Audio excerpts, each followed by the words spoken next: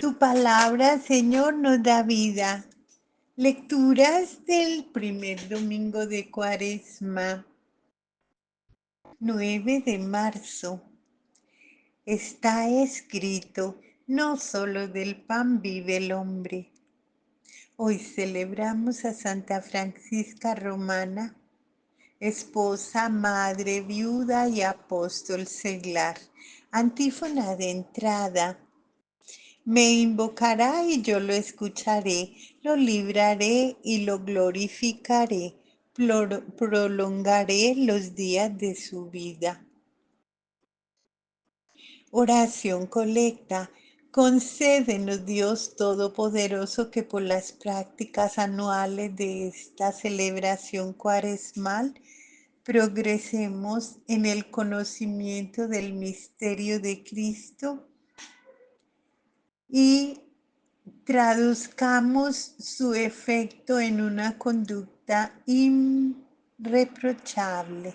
Por nuestro Señor Jesucristo, tu Hijo, que contigo vive y reina en unidad del Espíritu Santo y es Dios por los siglos de los siglos. Amén. Liturgia de la palabra. Profesión de fe del pueblo escogido. Lectura del libro del Deuteronomio. En aquel tiempo dijo Moisés al pueblo, cuando presenten las primicias de las cosechas al sacerdote, tomará el cesto de tus manos y lo pondrá ante el altar del Señor tu Dios. Entonces tú dirás estas palabras ante el Señor Dios. Mi padre fue un arameo errante que bajó a Egipto y se estableció allí con muy pocas personas, pero luego creció hasta convertirse en una gran nación potente y numerosa. Los egipcios nos maltrataron, nos oprimieron y nos impusieron una dura esclavitud. Entonces clamamos al Señor Dios de nuestros padres y el Señor escuchó nuestra voz. Miró nuestra humillación, nuestros trabajos y nuestra angustia. El Señor nos sacó de Egipto con mano poderosa y brazo protector, con un terror muy grande entre señales y portentos. Nos trajo a este país y nos dio esta tierra que mana leche y miel. Por eso ahora yo traigo aquí las primicias de la tierra que tú, Señor, me has dado.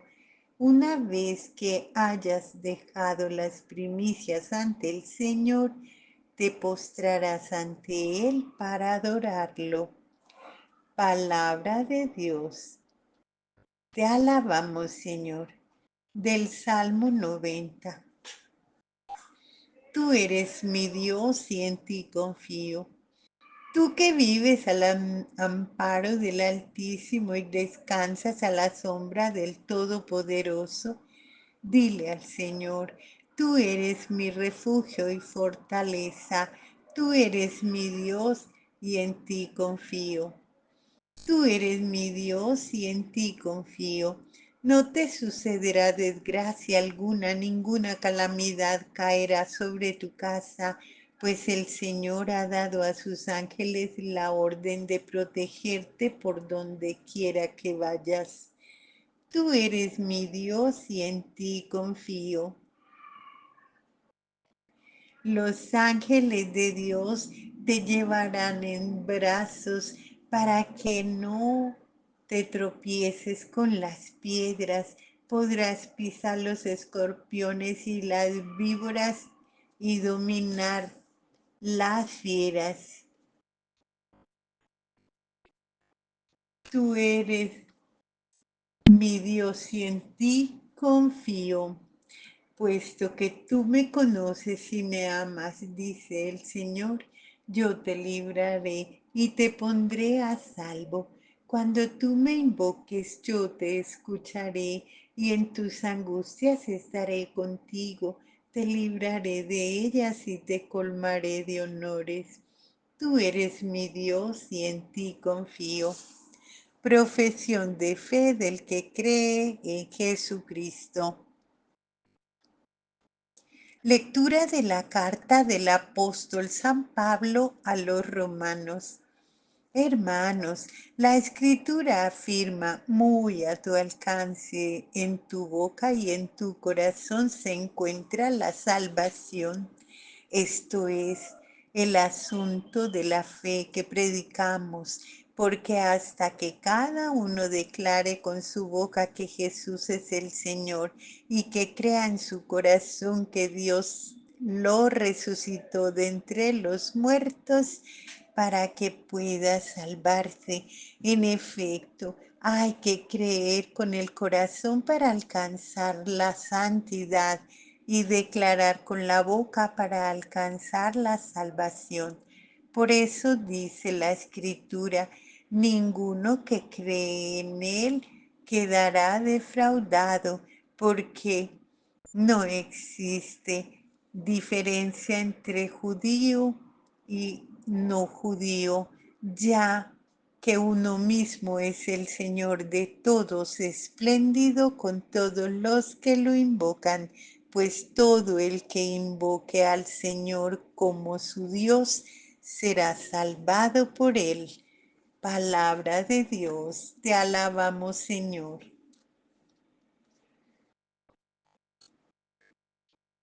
Aclamación, honor y gloria a ti, Señor Jesús. No solo de pan vive el hombre, sino también de toda palabra que sale de la boca de Dios. Honor y gloria a ti, Señor Jesús. El Espíritu llevó a Jesús al desierto. Ahí lo tentó el demonio. Lectura del Santo Evangelio según San Lucas. En aquel tiempo Jesús, lleno del Espíritu Santo, regresó del Jordán y, conducido por el mismo Espíritu, se internó en el desierto, donde permaneció durante 40 días y fue tentado por el demonio. No comió nada en aquellos días, y cuando se completaron sintió hambre. Entonces el diablo le dijo, si eres el Hijo de Dios, dile a esta piedra que se convierta en pan. Jesús le contestó, está escrito, no solo de pan vive el hombre. Después lo llevó el diablo a un monte elevado y en un instante le hizo ver todos los reinos de la tierra y le dijo, a mí me ha sido entregado todo el poder y la gloria de estos reinos, y yo los doy a quien yo quiera. Todo esto será tuyo si te arrodillas y me adoras. Jesús le respondió, está escrito, adorarás al Señor tu Dios y a Él solo servirás. Entonces lo llevó a Jerusalén, le puso en la parte más alta del templo y le dijo, si eres el Hijo de Dios, arrójate desde aquí, porque está escrito, los ángeles del Señor tienen órdenes de cuidarte y de sostenerte en sus manos para que tus pies no tropiecen con las piedras. Pero Jesús le respondió, también está escrito, no tentarás al Señor tu Dios. Concluidas las tentaciones, el diablo se retiró de él hasta que llegara la hora. Palabra del Señor. Gloria a ti, Señor Jesús. Plegaria universal. Intercedamos, amados hermanos, ante la divina providencia, ante la divina clemencia, implorando la misericordia divina en favor de todos los hombres y suplicando el perdón para cuantos hemos pecado. Respondemos, escúchanos, Señor, para que en este tiempo de Cuaresma Dios conceda a todos los fieles la fuerza necesaria para luchar contra el mal, convertirse de su mala conducta, y retomar al camino del bien.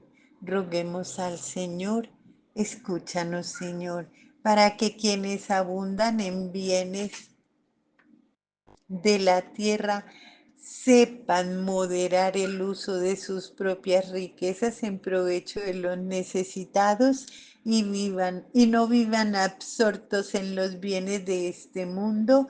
Roguemos al Señor. Escúchanos, Señor, para que quienes se han alejado de la iglesia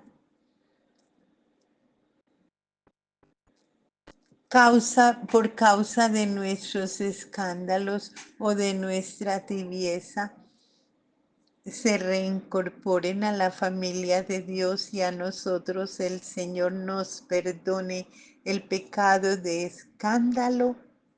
Roguemos al Señor, escúchanos, Señor, para que nuestros corazones lleguen a ser por medio de la penitencia cuaresmal aquella tierra fecunda en la que la palabra de Dios produce el fruto del 100 por 1, roguemos al Señor. Escúchanos, Señor. Escucha, Señor, la voz de tu iglesia que desde el desierto del mundo te invoca. Extiende sobre nosotros tu mano misericordiosa y haz que por medio de la penitencia, la austeridad y la acción, venzamos las tentaciones del maligno por Jesucristo nuestro Señor. Oración sobre las ofrendas. Te pedimos, Señor, que nos hagas dignos de estos dones que vamos a presentarte, ya que con ellos celebramos el juicio de este venerable misterio, el inicio de este venerable misterio, por Jesucristo nuestro Señor. Amén.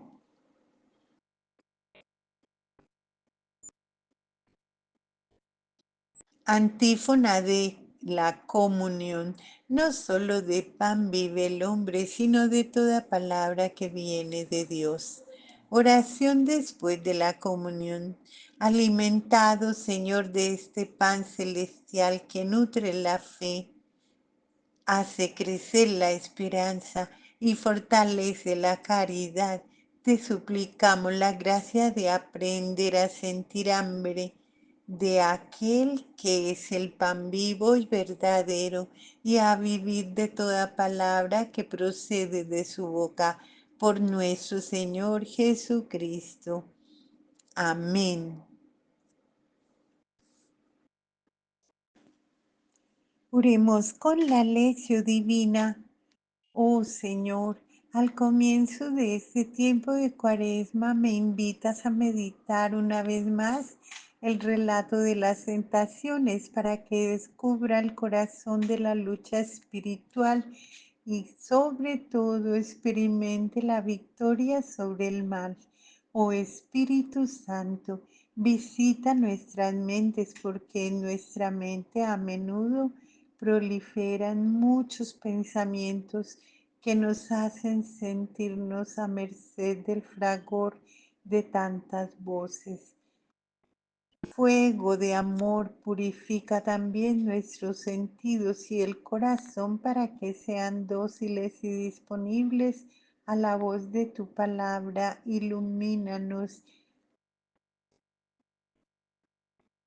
para que nuestros sentidos purificados por ti puedan entrar en diálogo contigo. Si el fuego de tu amor se enciende en nuestro corazón más allá de nuestra aridez, puede inundar la vida nueva que es plenitud de gozo. Lectura del Evangelio. Jesús, lleno de Espíritu Santo, se volvió del Jordán y era conducido por el Espíritu en el desierto durante 40 días, tentado por el diablo. No comió nada en aquellos días y al cabo de ellos sintió hambre. Entonces el diablo le dijo: si eres Hijo de Dios, di a esta piedra que se convierta en pan.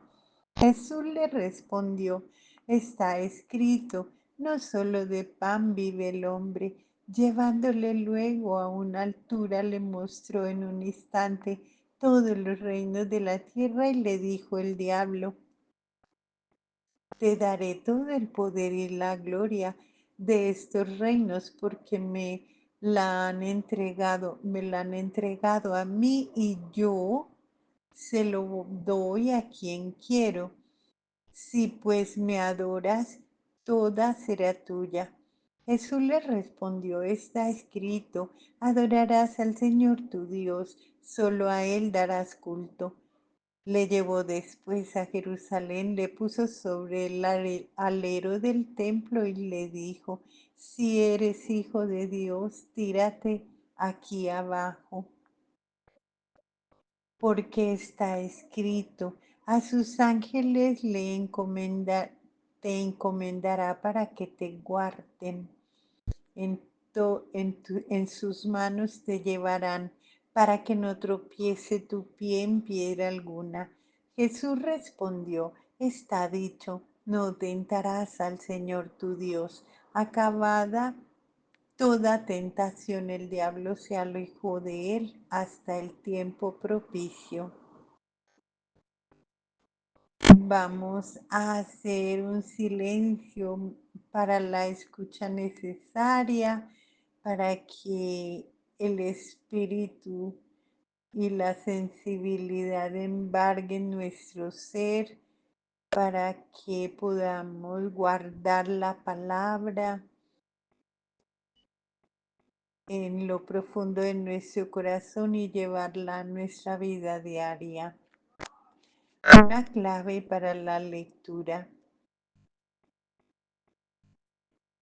Meditación. Lucas, en el esmero de un narrador, cuenta algunos aspectos del ministerio de Jesús después de su bautismo, entre los cuales se encuentran las tentaciones del demonio. En efecto, narra que Jesús, lleno del Espíritu Santo, se volvió del Jordán y era conducido por el Espíritu en el desierto durante 40 días.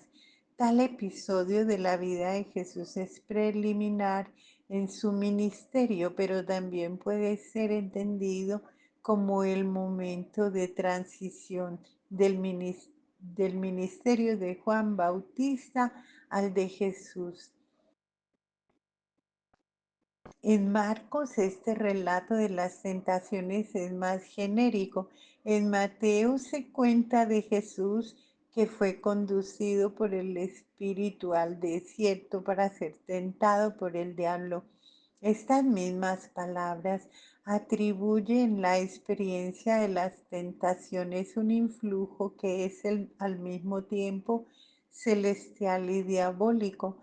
El relato de Lucas modifica el texto de Mateo de tal manera que muestra que Jesús, lleno de Espíritu Santo, se aleja de su iniciativa del Jordán y es conducido por el Espíritu al desierto por 40 días, donde él es tentado por el diablo.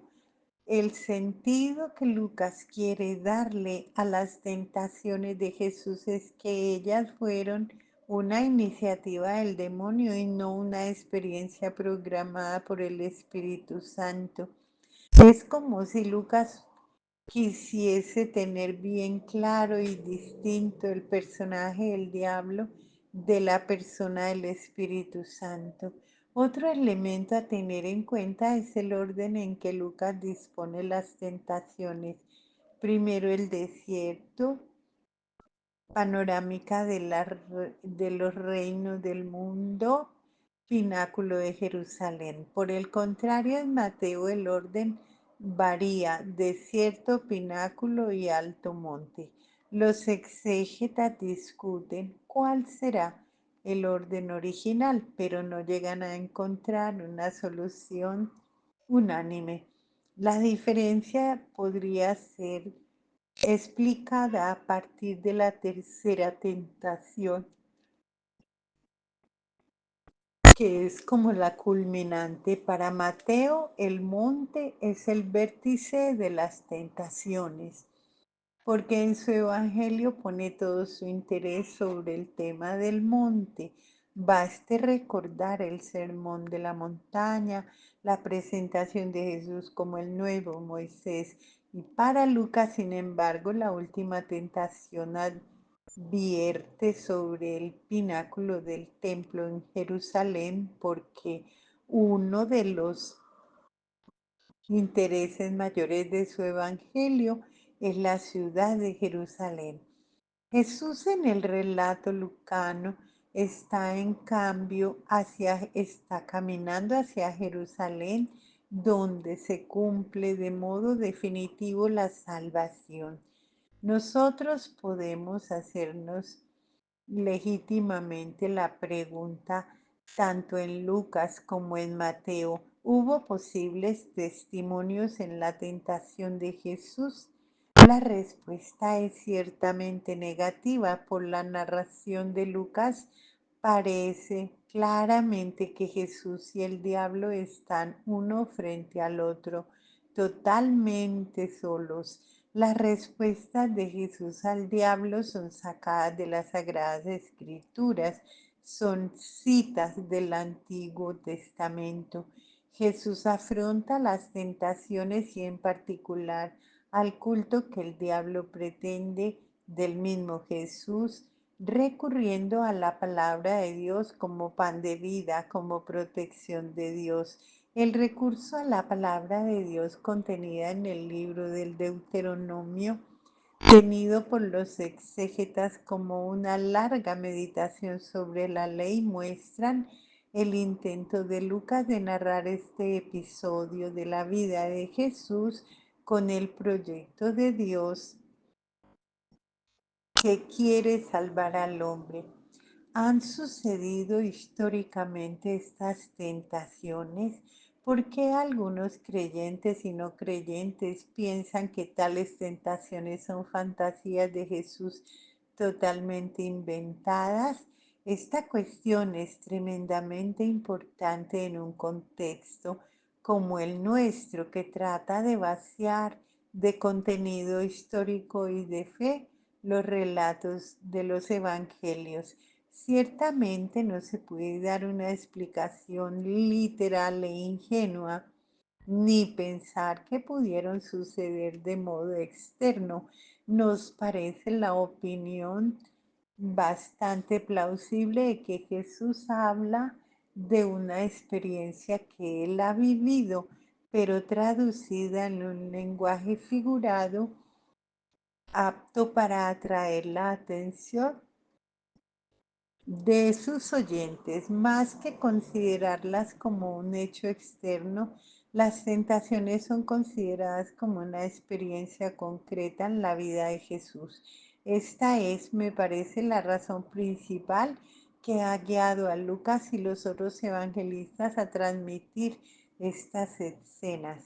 Están falta de fundamento las opiniones de quien retiene las tentaciones de Jesús ficticias o inventadas, como tampoco puede compartir opinión del mismo cuando dice que son un diálogo puramente espiritual que Jesús tuvo con el diablo.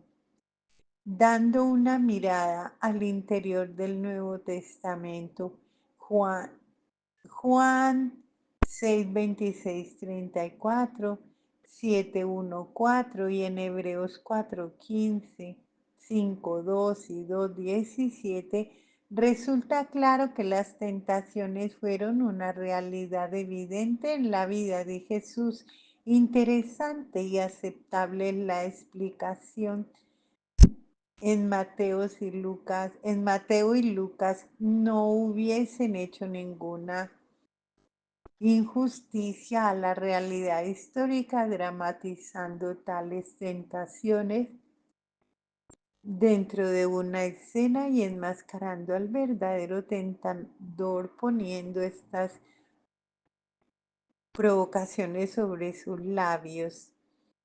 En síntesis, podemos decir que la historicidad de las tentaciones de Jesús o el enraizamiento de ellas en la experiencia de Jesús han sido descritas con un lenguaje figurado. Es necesario distinguir el contenido, o sea, las tentaciones en la experiencia de Jesús, de su contenedor, el lenguaje figurado o dramatizado. Es cierto que estas interpretaciones son mucho más correctas que aquellas que las que interpretan en un sentido ingenuamente literal. Lucas además con estas escenas intenta recordarnos que las tentaciones han sido dirigidas a Jesús por un agente externo, no son el resultado de una crisis psicológica porque se encuentra en un conflicto personal con alguien. Las tentaciones más bien nos llevan a las tentaciones que Jesús ha experimentado en su ministerio: hostilidad, oposición, rechazo. Tales tentaciones han sido reales y concretas en su vida.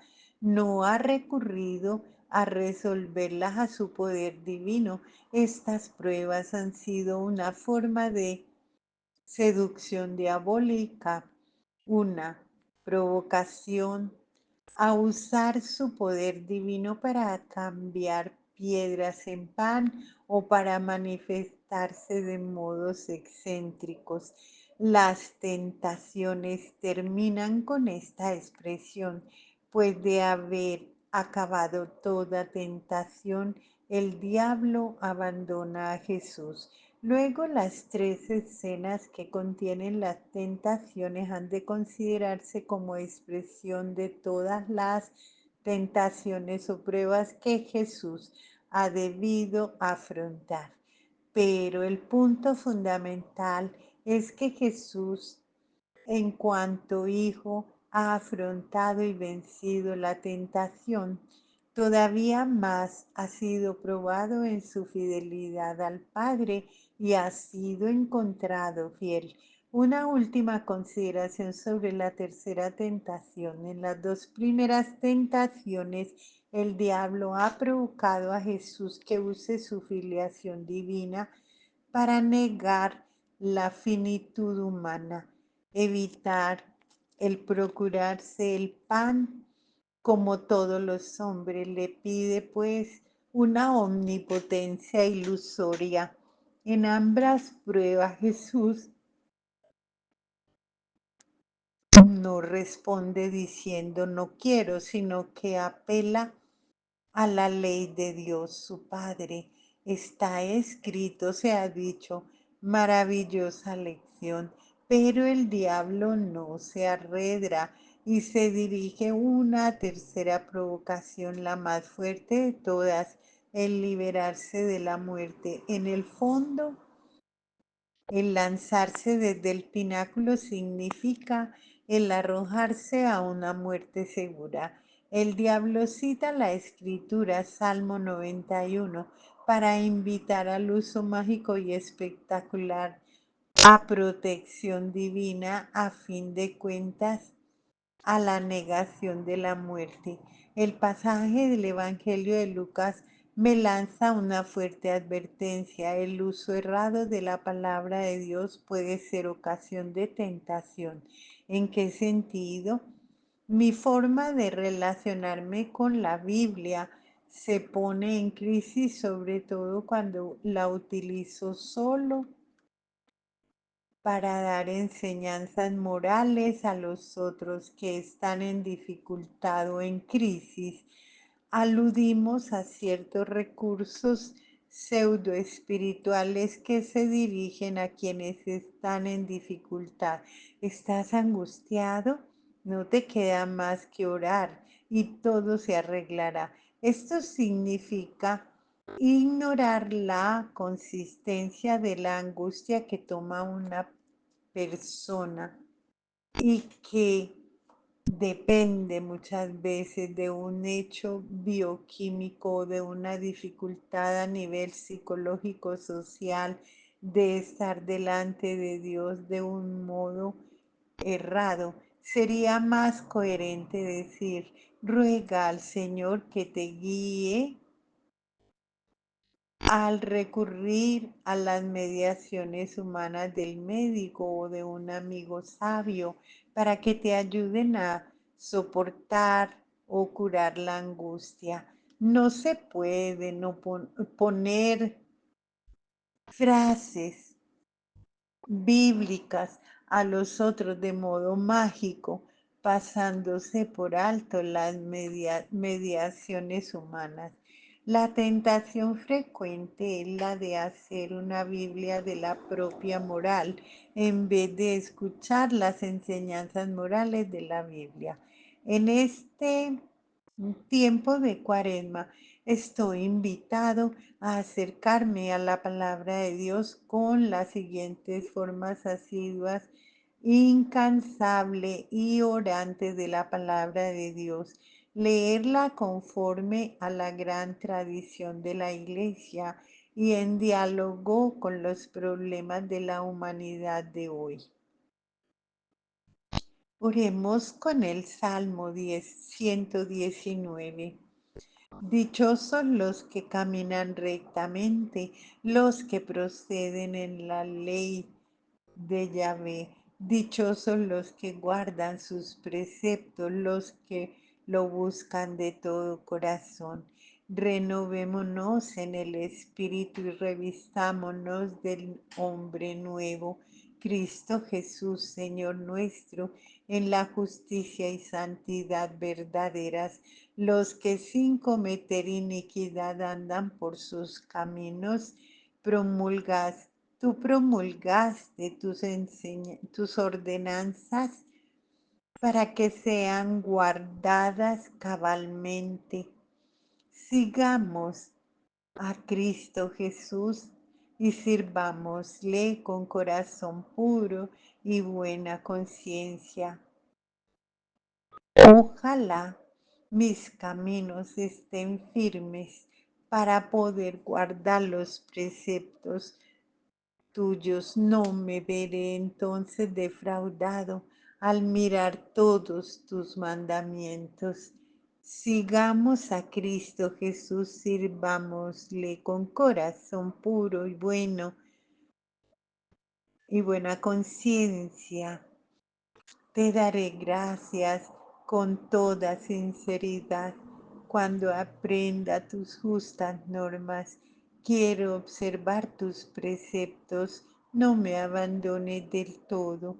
Renovémonos en el espíritu y revistámonos del hombre nuevo, Cristo Jesús, Señor nuestro, creado según Dios Padre en justicia y santidad verdaderas.